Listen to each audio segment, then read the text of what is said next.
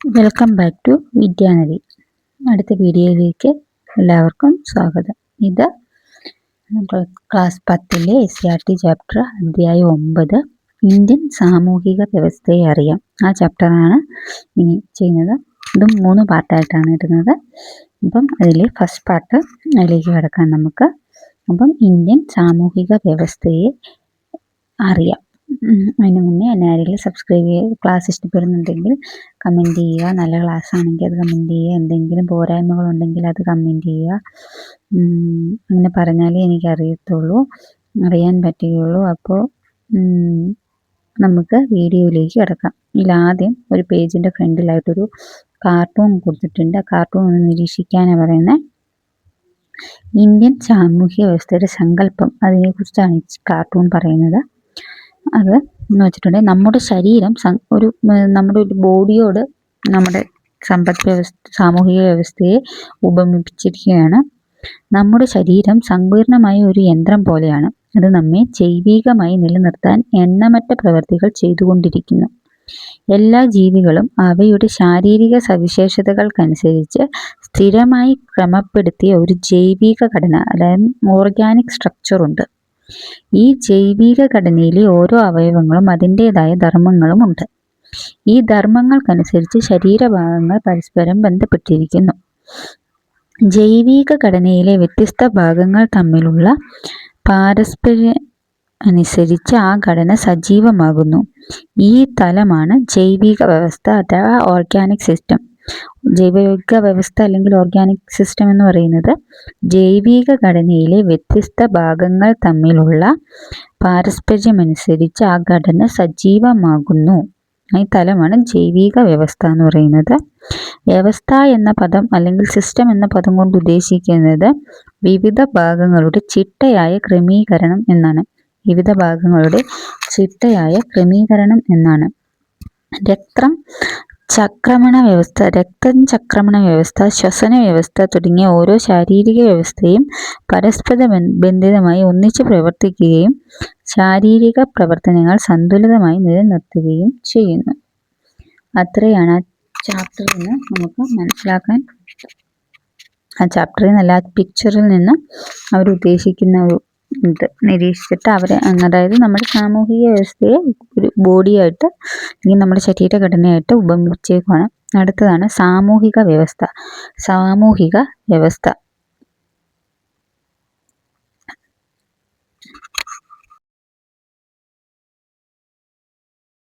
സമൂഹത്തിന് സ്ഥിരതയും വളർച്ചയും ക്രമവും നിലനിർത്താൻ സമൂഹത്തിലെ വിവിധ ഘടകങ്ങൾ ഏകോപിപ്പിച്ച് പ്രവർത്തിക്കുന്നു. ഒരു സാമൂഹിക വ്യവസ്ഥ അല്ലെങ്കിൽ സോഷ്യൽ സിസ്റ്റം രൂപപ്പെടുന്നത് വിദ്യാഭ്യാസം, ഗതാഗതം, ആശയവിനിമയം, മാധ്യമങ്ങൾ, നിയമം, നീതിന്യായ വ്യവസ്ഥ, ആരോഗ്യ സുരക്ഷാ സംവിധാനങ്ങൾ, മതസാംസ്കാരിക സ്ഥാപനങ്ങൾ, സർക്കാർ തുടങ്ങിയ സമൂഹത്തിലെ ഓരോ ഘടകങ്ങളും പരസ്പര ആശ്രയത്തോടെയും യോജിച്ച് പ്രവർത്തിക്കുന്നതാണ് ഒരു സാമൂഹിക വ്യവസ്ഥ അല്ലെങ്കിൽ സോഷ്യൽ സിസ്റ്റം രൂപപ്പെടുന്നത്. വിദ്യാഭ്യാസം, ഗതാഗതം, ആശയവിനിമയം, മാധ്യമങ്ങൾ, നിയമം, നീതിന്യായ വ്യവസ്ഥ, ആരോഗ്യ സുരക്ഷാ സംവിധാനങ്ങൾ, മതസാംസ്കാരിക സ്ഥാപനങ്ങൾ, സർക്കാർ തുടങ്ങിയ സമൂഹത്തിലെ ഓരോ ഘടകങ്ങളുടെ പരസ്പര ആശ്രയത്തോടെയും യോജിച്ചും പ്രവർത്തിക്കുമ്പോൾ ഓരോ സാമൂഹിക സ്ഥാപനങ്ങൾക്കും വിവിധ ഘടകങ്ങളും അവയുടേതായ ധർമ്മങ്ങളും ഉണ്ട്. അതായത് ഓരോ സാമൂഹിക വ്യവസ്ഥയ്ക്കും വിവിധ ഘടകങ്ങളും അവയുടെ ധർമ്മങ്ങളും ഉണ്ട്. അവ പരസ്പര ബന്ധിതവും പൂരകവുമായിരിക്കും. സാമൂഹിക നിലനിൽപ്പിനായി പരസ്പര പൂരകമായി പ്രവർത്തിക്കുന്ന വിവിധ സാമൂഹിക സ്ഥാപനങ്ങൾ ചേർന്നതാണ് സമൂഹം അല്ലെങ്കിൽ സൊസൈറ്റി എന്ന് പറയപ്പെടുന്നത്. സാമൂഹിക നിലനിൽപ്പിനായി പരസ്പര പൂരകമായി പ്രവർത്തിക്കുന്ന വിവിധ സാമൂഹിക സ്ഥാപനങ്ങൾ ചേർന്നതാണ് ഒരു സമൂഹം അല്ലെങ്കിൽ സോഷ്യൽ സിസ്റ്റം സൊസൈറ്റി എന്ന് പറയുന്നത്. സമൂഹത്തിലെ വ്യക്തിയുടെയും സംഘങ്ങളുടെയും പെരുമാറ്റത്തെയും പ്രവർത്തനങ്ങളെയും നിയന്ത്രിക്കുന്നതാണ് സാമൂഹിക സ്ഥാപനങ്ങൾ. ഓരോ സാമൂഹിക സ്ഥാപനങ്ങൾക്കും വിവിധ ഘടകങ്ങളും അവരുടേതായ ധർമ്മങ്ങളുമുണ്ട്. അവ പരസ്പര ബന്ധിതവും പൂരിതവുമായിരിക്കും. വിവിധ സാമൂഹ്യ സ്ഥാപനങ്ങളെ പരസ്പരം ബന്ധിപ്പിച്ച് സമൂഹത്തിലെ ബന്ധങ്ങൾക്കും ഇടപെടലുകൾക്കും ക്രമമുണ്ടാക്കുന്ന വ്യവസ്ഥയാണ് സാമൂഹിക വ്യവസ്ഥ അല്ലെങ്കിൽ സോഷ്യൽ സിസ്റ്റം എന്ന് പറയുന്നത്. സാമൂഹിക പാരസ്പര്യങ്ങളുടെ ചിട്ടയായ ക്രമീകരണമായി സാമൂഹിക വ്യവസ്ഥയെ കണക്കാക്കാവുന്നതാണ്. ഇവിടെ ഒരു ആൾ കൊടുത്തിട്ടുണ്ട്, ഹെർബർട്ട് സ്പെൻസർ ആരാന്നറിയാവോ? സമൂഹത്തെ ഒരു ജീവവ്യവസ്ഥയുമായി താരതമ്യം ചെയ്ത സാമൂഹ്യ ശാസ്ത്രജ്ഞനാണ് ഹെർബർട്ട് സ്പെൻസർ. സമൂഹത്തെ ഒരു ജീവവ്യവസ്ഥയുമായി താരതമ്യം ചെയ്ത സാമൂഹ്യ ശാസ്ത്രജ്ഞനാണ് ഹെർബർട്ട് സ്പെൻസർ. മനുഷ്യ ശരീര വ്യവസ്ഥയും സാമൂഹിക വ്യവസ്ഥയും തമ്മിലുള്ള സാമ്യം അവതരിപ്പിച്ചുകൊണ്ട് സമൂഹം ഒരു സാമൂഹിക ജീവിയാണ് എന്ന ആശയം മുന്നോട്ട് വെച്ചത് ഹെർബർട്ട് സ്പെൻസറാണ്. മനുഷ്യ ശരീര വ്യവസ്ഥയും സാമൂഹിക വ്യവസ്ഥയും തമ്മിലുള്ള സാമ്യം അവതരിപ്പിച്ചുകൊണ്ട് സമൂഹം ഒരു സാമൂഹിക ജീവിയാണ് എന്ന ആശയം മുന്നോട്ട് വെച്ചത് ഹെർബർട്ട് സ്പെൻസറാണ്. മനുഷ്യ ശരീരത്തിലെ അവയവങ്ങൾ പരസ്പരം ബന്ധിതവും പൂരിതവുമായി പ്രവർത്തിക്കുന്നു. അതുപോലെ സമൂഹത്തിലെ വിവിധ ഘടകങ്ങളായ കുടുംബം, വിദ്യാഭ്യാസം, മതം, സർക്കാർ തുടങ്ങിയ സാമൂഹിക സ്ഥാപനങ്ങളും സമൂഹത്തിന്റെ സ്ഥിരതയും വളർച്ചയും ക്രമവും നിലനിർത്താൻ എങ്ങനെ പരസ്പരപൂരകമായി പ്രവർത്തിക്കുന്നുവെന്ന് മനസ്സിലാക്കാൻ ഹെർബർട്ട് സ്പെൻസറിന്റെ സങ്കല്പം സഹായിക്കുന്നു. അപ്പം ഹെർബർട്ട് സ്പെൻസറിന് സമൂഹത്തെ ഒരു ജീവവ്യവസ്ഥയുമായി താരതമ്യം ചെയ്ത സാമൂഹിക വിദ്യാലയവും അതിന്റെ വിവിധ ഘടകങ്ങളും സൂചിപ്പിക്കുന്ന ചിത്രം നിരീക്ഷിക്കും. വിദ്യാലയത്തിന്റെ വിവിധ ഘടകങ്ങൾ എന്തൊക്കെയാണ്? ഓരോന്നിന്റെയും ധർമ്മങ്ങൾ എന്തെല്ലാമാണ്? ഇവ പരിസ്ഥിതവും ബന്ധിതവും പൂരകവുമാണോ? ഇവയെല്ലാം ഏകോപിപ്പിച്ച് പ്രവർത്തിച്ചില്ലെങ്കിൽ എന്താണ് സംഭവിക്കുക? ഇന്ത്യൻ സോഷ്യൽ സിസ്റ്റം വ്യത്യസ്ത സമൂഹങ്ങളും സംസ്കാരങ്ങളും ചേർന്നതാണ് ഇന്ത്യൻ സമൂഹം രൂപപ്പെട്ടിരിക്കുന്നത്. ഇന്ത്യൻ സമൂഹ ശാസ്ത്രത്തിന്റെ തുടക്കക്കാരിൽ പ്രധാനിയായിരുന്നു G.S. ഗുരിയെ. ഇന്ത്യൻ സാമൂഹിക വ്യവസ്ഥയെ അടയാളപ്പെടുത്തിയിരിക്കുന്നത് വൈവിധ്യത്തിന്റെയും തുടർച്ചയുടെയും സവിശേഷ സമ്മിശ്രണത്തിലാണ്. അതിന്റെ കേന്ദ്ര സവിശേഷതയാണ് ജാതി വ്യവസ്ഥ. ഇന്ത്യയുടെ സാമൂഹിക വ്യവസ്ഥ പ്രാദേശികവും ഭാഷാപരവും മതപരവുമായ ബഹുസ്വരതയാൽ സമ്പന്നമാണ്. അത് ഇന്ത്യൻ സമൂഹത്തെ നിർവചിക്കുന്ന സാംസ്കാരിക സവിശേഷതയുമാണ്. ചരിത്രപരവും സാംസ്കാരികപരവും മതപരവുമായ സ്വാധീനത്താൽ രൂപപ്പെട്ട സങ്കീർണമായ ഒരു ഘടനയാണ് ഇന്ത്യൻ സാമൂഹിക വ്യവസ്ഥയ്ക്കുള്ളത്. വിവിധ ജാതികളും മതങ്ങളും ഭാഷകളും ഗോത്രങ്ങളും സംസ്കാരങ്ങളുമെല്ലാം പിന്തുടരുന്ന ജനങ്ങൾ അധിവസിക്കുന്ന ജൈവവൈവിധ്യങ്ങളുടെ നാടാണ് ഇന്ത്യ. ഈ വൈവിധ്യം സവിശേഷമായ ഇന്ത്യൻ സാമൂഹിക വ്യവസ്ഥയുടെ നട്ടെല്ലാണ്. ആയിരക്കണക്കിന് വർഷങ്ങളായി സാമൂഹികമായി പരിണമിച്ചു രൂപപ്പെട്ടതാണ് ഇന്ത്യയുടെ സാമൂഹിക വ്യവസ്ഥ. ഇത് രാജ്യത്തിന്റെ ചരിത്രം, മൂല്യങ്ങൾ, പാരമ്പര്യം എന്നിവയെ പരിവർഷിക്കുന്നു. അപ്പോൾ നമുക്ക് ഈ പേജ് ഒന്ന് വായിച്ചു പോകാം.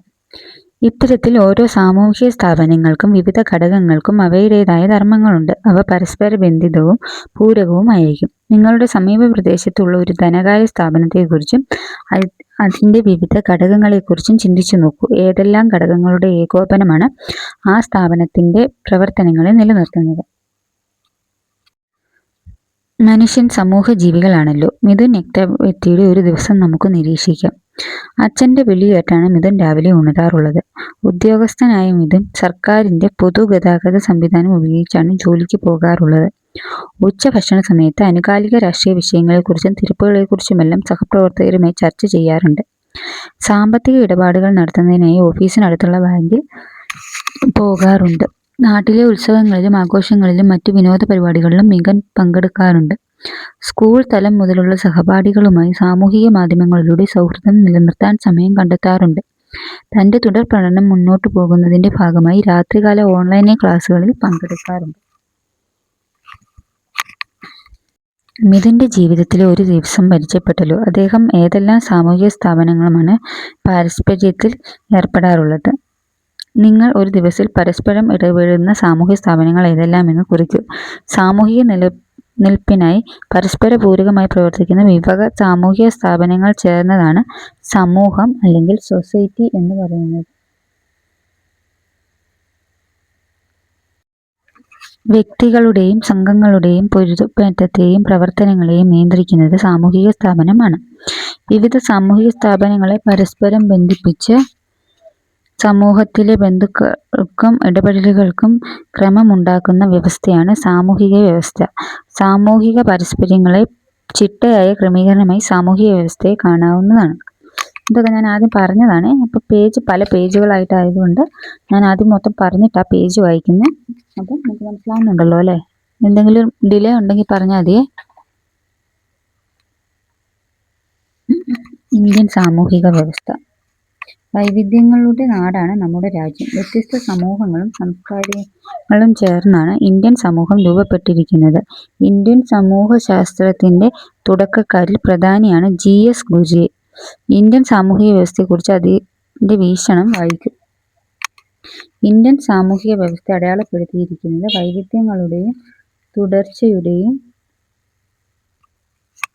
സവിശേഷ സംസ്കരണത്തിലാണ്. അതിന്റെ കേന്ദ്ര സവിശേഷതയാണ് ജാതി വ്യവസ്ഥ. ഇന്ത്യയുടെ സാമൂഹിക വ്യവസ്ഥ പ്രാദേശികവും ഭാഷാപരവും മതപരവുമായ ബഹുസ്വരതയിൽ സമ്പന്നമാണ്. ഇത് ഇന്ത്യൻ സമൂഹത്തെ നിർവചിക്കുന്ന സാംസ്കാരിക സവിശേഷതയാണ്.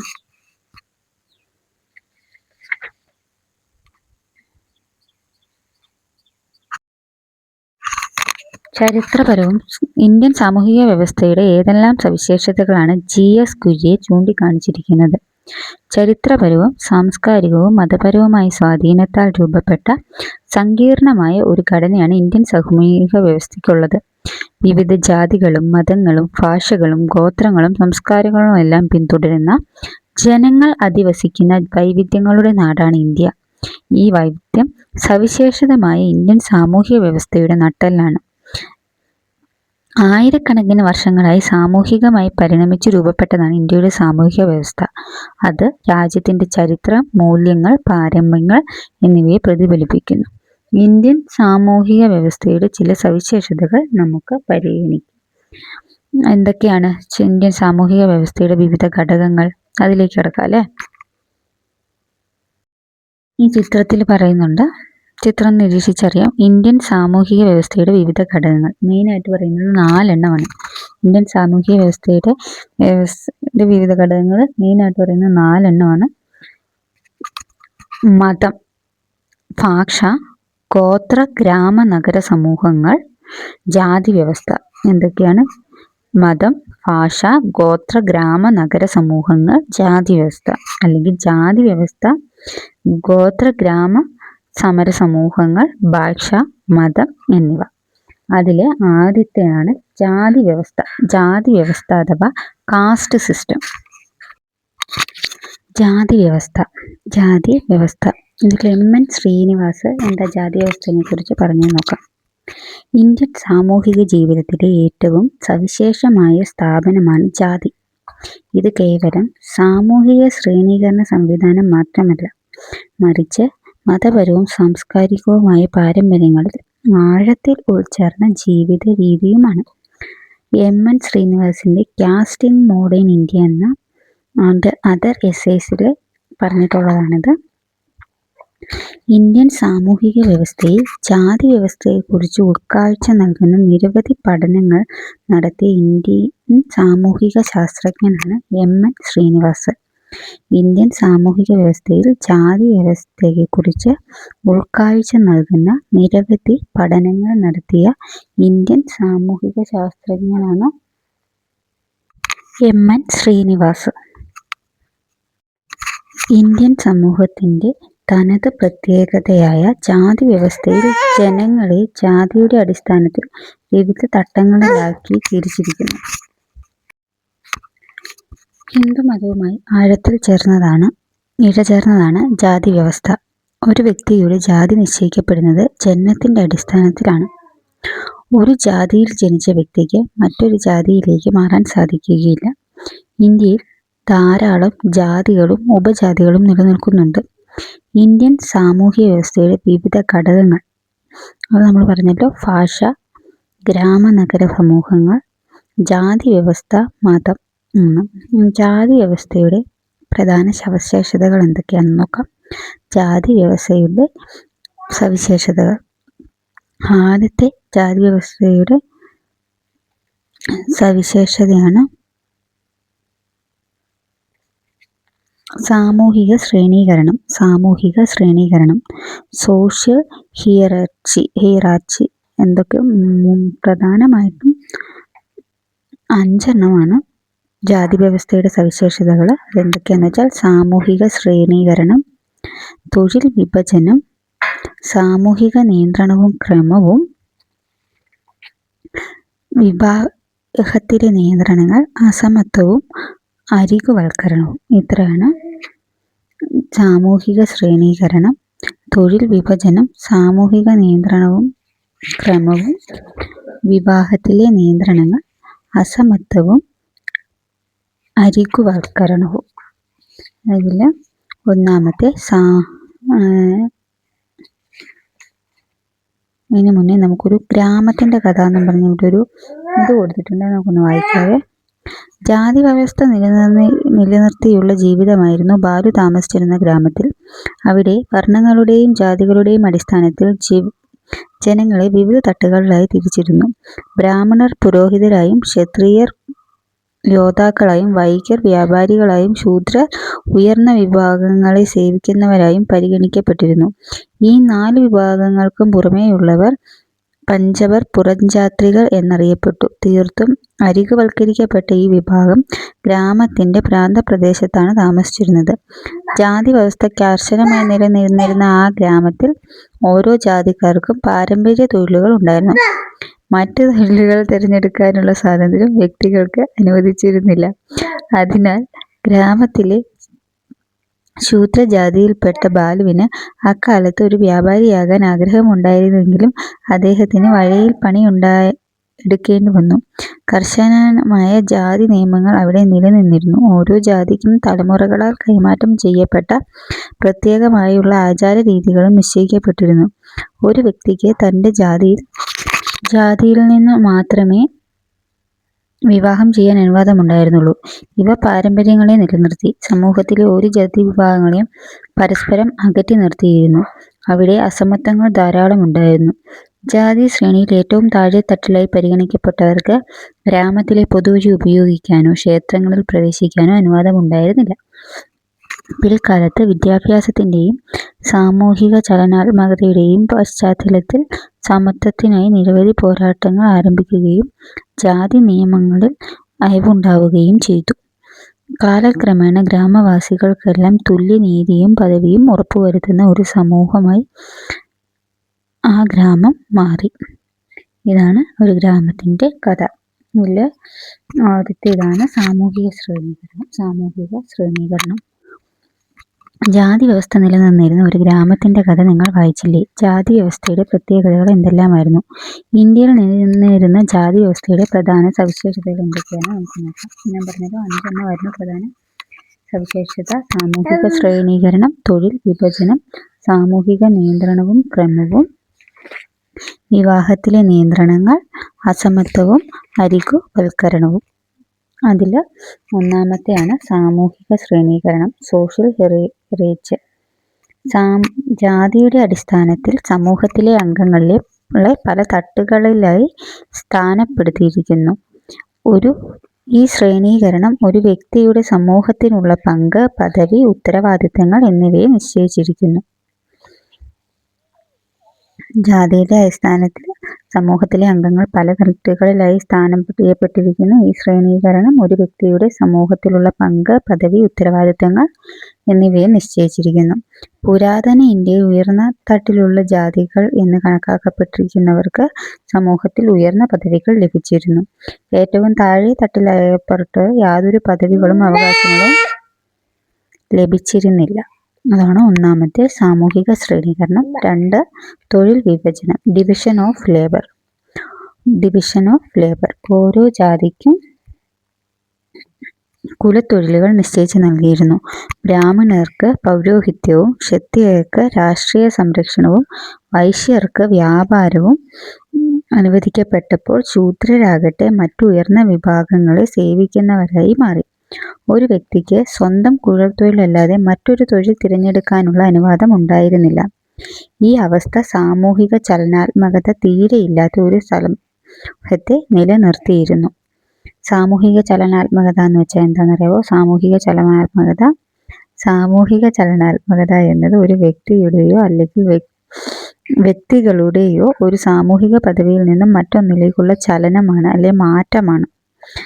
സാമൂഹിക ചലനാത്മകതയ്ക്ക് ഉദാഹരണം ജോലി സംബന്ധമായി ഒരു വ്യക്തിക്ക് ലഭിക്കുന്ന സ്ഥാനക്കയറ്റം.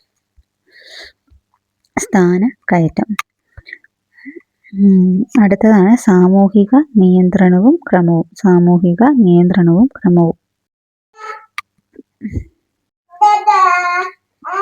പുരാതന ഇന്ത്യയിൽ ജാതി വ്യവസ്ഥ സാമൂഹിക നിയന്ത്രണത്തിനുള്ള ഒരു സംവിധാനമായി പ്രവർത്തിച്ചിരുന്നു. ഓരോ ജാതിയിലെയും അംഗങ്ങൾ തങ്ങളുടെ ജാതി അടിസ്ഥാനമാക്കിയുള്ള വഴക്കങ്ങളും കടമകളും നിർബന്ധപൂർവം നിർവഹിക്കേണ്ടി വന്നു. ജാതി സമ്പ്രദായത്തിന്റെ അടിസ്ഥാനമായിരുന്നു ശുദ്ധി അശുദ്ധി എന്ന ധാരണ. ഇത് ജാതി വ്യത്യാസങ്ങൾ കർശനമായി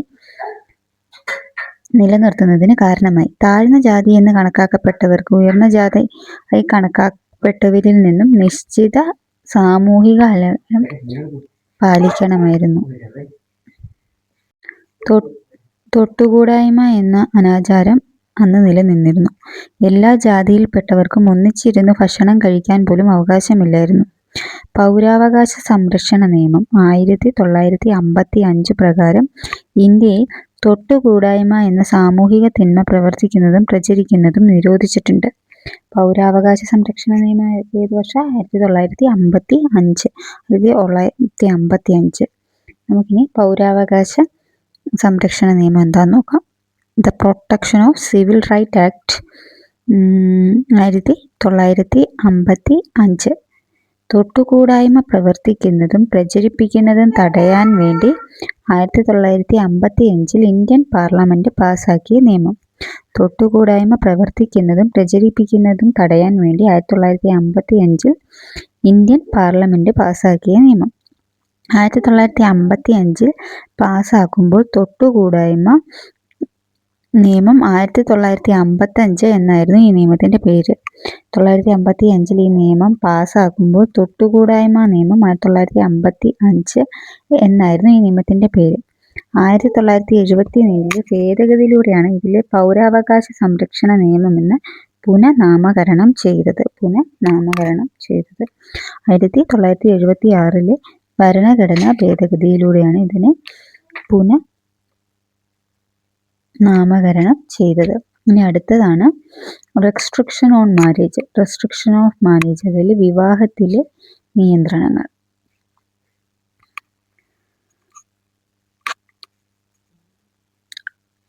ജാതി വ്യവസ്ഥ സ്വഗണ വിവാഹത്തെ പ്രോത്സാഹിപ്പിക്കുന്നു. എൻഡോഗാമി. സ്വന്തം ജാതിയിൽ നിന്നുള്ള വിവാഹത്തെയാണ് നമ്മൾ എൻഡോഗാമി അല്ലെങ്കിൽ സ്വഗണ വിവാഹം എന്ന് പറയുന്നത്. മിശ്ര വിവാഹം അന്നത്തെ കാലത്ത് ഭയങ്കര തെറ്റായിരുന്നു. അന്യഗണ വിവാഹം ചെയ്യുന്ന വ്യക്തികളെ ജാതിയിൽ നിന്നും പുറത്താക്കുന്ന രീതിയും തുടർന്നു വന്നിരുന്നു. മറ്റ് ജാതികളുമായി ഇടകലരാതെ ഓരോ ജാതിയും അവരവരുടെ അതിർവരമ്പുകൾ നിലനിർത്തുന്നതിന് വേണ്ടിയായിരുന്നു സ്വഗണ വിവാഹ സമ്പ്രദായം പിന്തുടരുന്നത്. അടുത്തതാണ് അസമത്വവും അരികുവൽക്കരണവും. ജാതി വ്യവസ്ഥ സാമൂഹിക ഘടനയുടെ അടിസ്ഥാനമായി പ്രവർത്തിച്ചിരുന്നുവെങ്കിലും അത് സമൂഹത്തിൽ അസമത്വം വളർത്തിയിരുന്നു. താഴ്ന്ന ജാതിയിലെന്ന് കണക്കാക്കപ്പെട്ട ജനവിഭാഗങ്ങൾക്ക് വിദ്യാഭ്യാസം, ഭൂമി, വിഭവങ്ങൾ എന്നിവയ്ക്കുള്ള പ്രാപ്യത നിഷേധിക്കുകയും ഇത് അരികുവൽക്കരണത്തിന് ആക്കം കൂട്ടുകയും ചെയ്തു. ജാതി വ്യവസ്ഥയിലെ അസമത്വങ്ങളെ ചോദ്യം ചെയ്യാൻ ഇടയാക്കാത്തതിനായി കണക്കാക്കപ്പെട്ടിരുന്നു. വിഭവങ്ങൾ എല്ലാവർക്കും അർഹിക്കുന്ന രീതിയിൽ ലഭിക്കുന്നതിനും സമത്വം വളരുന്നതിനും അത് തടസ്സമായി. ചില വിഭാഗങ്ങൾക്ക് കൂടുതൽ പരിഗണന ലഭിച്ചപ്പോൾ മറ്റ് ചില വിഭാഗങ്ങൾ അരികുവൽക്കരിക്കപ്പെട്ടു. കാലക്രമേണ ജാതിപരമായ അസമത്വങ്ങൾക്കെതിരെയും അടിച്ചമർത്തലുകൾക്കെതിരെയുമുള്ള നിരവധി പോരാട്ടത്തിൽ ഇന്ത്യയിലെ ആകമാനം ഉടലെടുത്തു.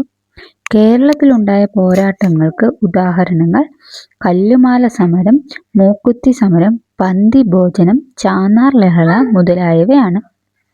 ഇന്ത്യൻ ഭരണഘടന സമൂഹത്തിലെ അസമത്വങ്ങളെ വിലക്കുകയും എല്ലാ പൗരർക്കും തുല്യത ഉറപ്പുവരുത്തുകയും ചെയ്യുന്നു. ആധുനിക ഇന്ത്യയിൽ ജനാധിപത്യ മൂല്യങ്ങൾ, ഭരണഘടനാ വ്യവസ്ഥകൾ, സാമൂഹിക പ്രസ്ഥാനങ്ങൾ എന്നിവ ജാതി വ്യവസ്ഥയുടെ പരമ്പരാഗത കർക്കശരീതിക്ക് വെല്ലുവിളിയായി.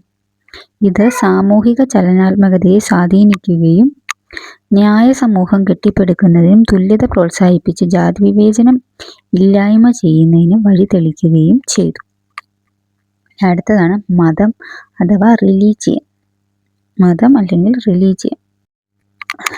അത് നമുക്ക് അടുത്ത ഇതിൻ്റെ അത് നോക്കാതെ ഇപ്പോൾ തന്നെ അരമണിക്കൂറായി. ഞാൻ ഇച്ചിരി വീഡിയോയ്ക്ക് ലെങ്ത്ത് കുറച്ചിടാനാണ് നോക്കുന്നത്, കണ്ടിന്യൂസ്ലി ഒരു ഇതാവാതെ.